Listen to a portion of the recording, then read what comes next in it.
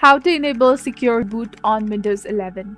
Hello everyone, welcome back to my channel. In today's video, I'm going to teach you on how can you enable the secure boot option on Windows 10 or 11. So first of all, what you have to do is simply click on the search button and type system information and hit enter. Now navigate to the section that indicates the secure boot state, which will inform you to whether secure boot is on or off. Simply click on the search button and type for recovery options. Then select advanced startup and click on restart now. This will allow you to boot to the UEFI settings where you can enable secure boot. Once you are in the UEFI settings, click on advanced options and then select UEFI firmware settings. Restart your PC and you'll be officially in the UEFI BIOS settings.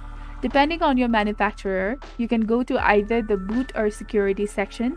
In my case, I'll go to the boot section where you will find the option to enable the secure boot.